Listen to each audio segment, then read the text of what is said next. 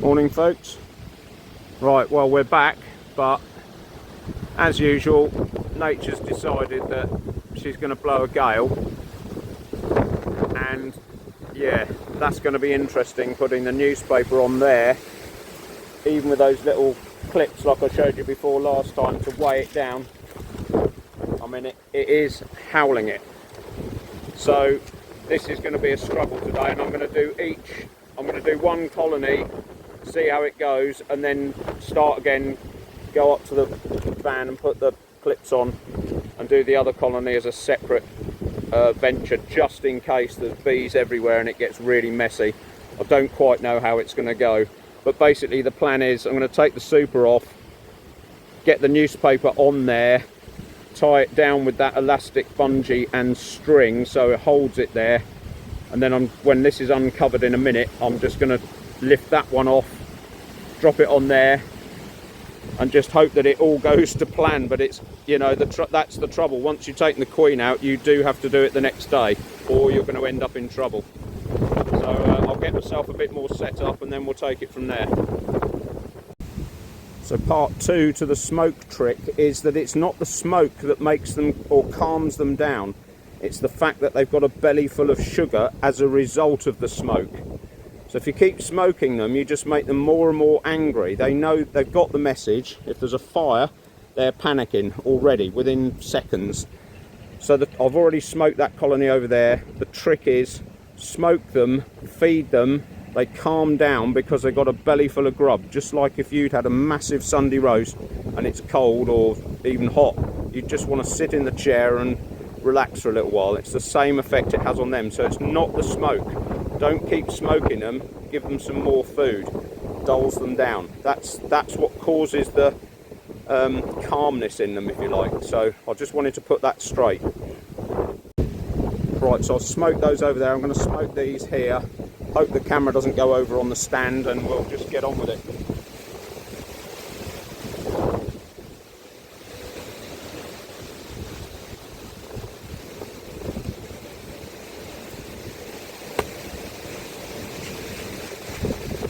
Not expecting this to be plain sailing, so I might have to go and get thicker gloves on. I'm not expecting calm bees on a day like this, but hey.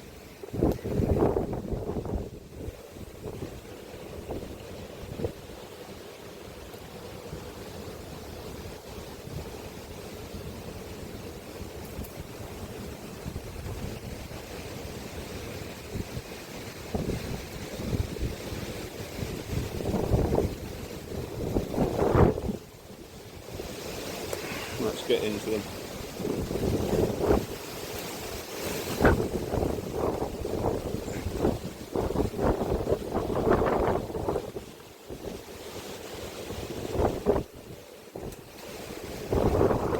This is going to be the hardest bit.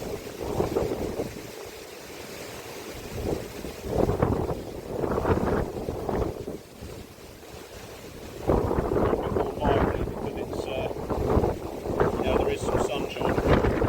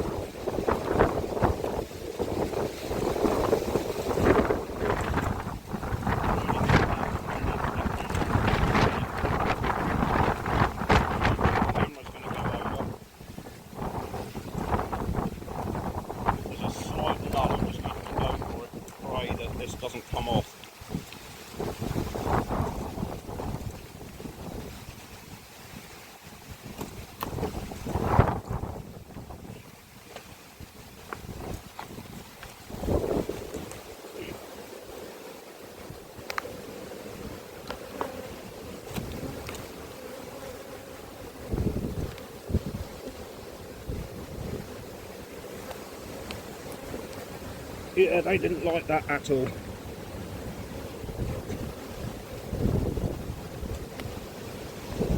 Come on, you nutters, get out there.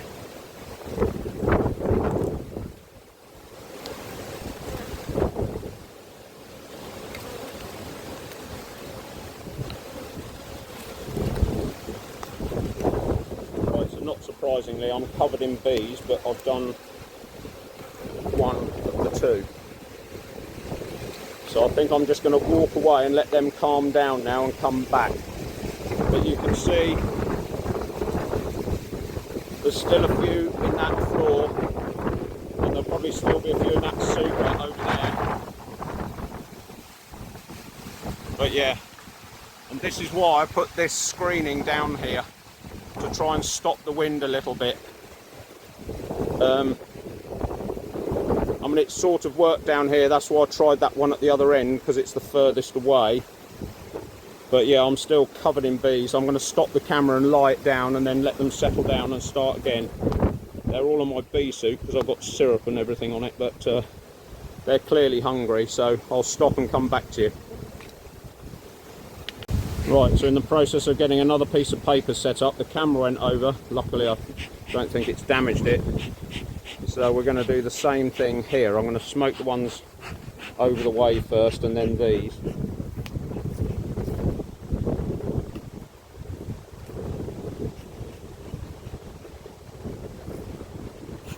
And they're already trying to land on the other hive now, the ones that have been out flying this morning. They're already trying to do it. So I've taken the whole hive structure away, so they'll have to find somewhere else to live. But, you know, there's good and bad for weather like this. You know, hopefully there won't be too many out that are looking for a home. That's the cunning plan.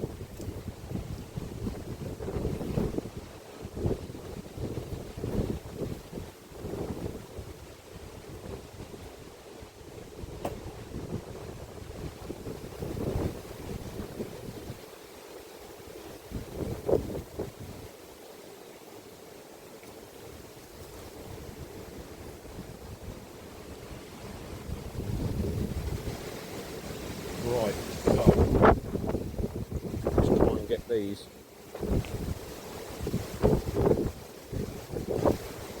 Try and get this other paper thing on.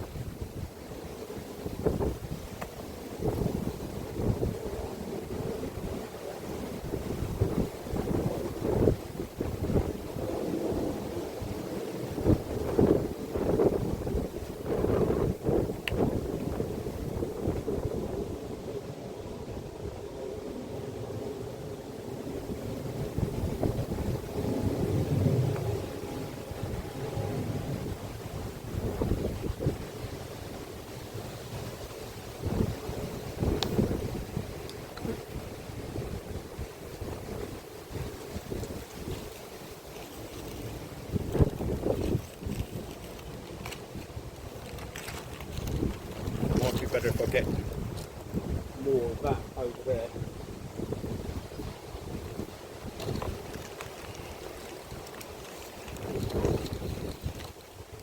So because the wind was lifting that up the other side, wasn't it? Right, yeah.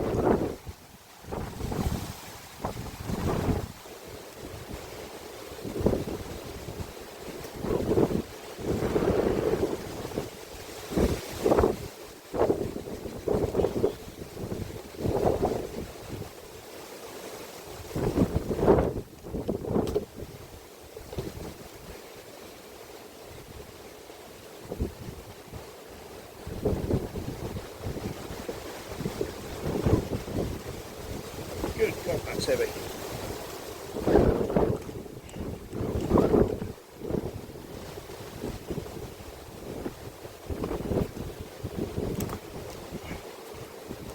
There's a gap there. No.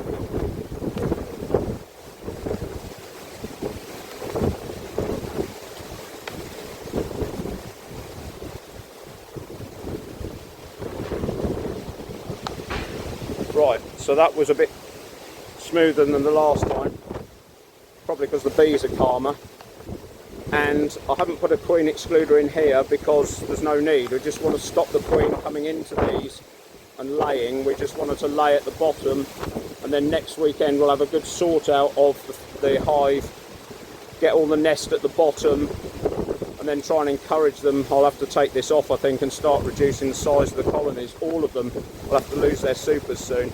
So yeah, that's basically it. So we're all in and done. I didn't shake those bees off the floor like an idiot, but they'll find a home. They'll find somewhere to go. And I'm just going to get out of here, so to let them get on with it. Okay? Right, just as the last knockings video, I'm being hassled by these. I'm gonna, because there's quite a few bees on here that are trying to find their way home because they've been out this morning. There are quite a few bees there, which are probably the bees that are there, and there are quite a few on there. I'm just going to leave them here until this evening to give them a little bit of a less stressful time of it. I mean, I don't need the floor, I don't need this clearer board, so you know, what's the point hassling them to find a home when they don't need one. There are a few underneath there, but essentially we're all locked up. I'm going to leave that covering system because I should probably put it round this one that I want to definitely save for the winter, and those two are out of the wind, or I might put it on that colony there because they are the most exposed. As you can see, they're sort of almost above this here. If I come down here underneath behind here, you know, it's almost, I'd like to have put this screen all the way along, but then they've only got a tiny gap to fly through. They would fly through it, but as you can see, the wind had its way last year, and so I've just jammed it up there. There, those things, an extra stand I was going to put there, which I didn't get round to doing. Too much other stuff to do. But you can see these girls have sort of stopped, so they're not going to risk it going out in this nonsense. There's no point. But I've taken two of the clear supers away. I'll show you them at the end. Put the one from the left hand, well, left hand as we look at it, left hand hive is this super, so they can rob that out. The other colonies can, and the wasps can. And then this super was the one from the right hand colony. So yeah, I mean, we're going to lose some bees, but you know, we've got enough, to be honest. Now we've united those colonies, but yeah, that's the plan. Just thought I'd let you know I'm going to leave those to clear themselves over time. Okay, so I wonder if I could just smoker's still on the go. That Bear Grylls trick works a treat. Or do I show you when I'm up the other end? Just get them out of the way.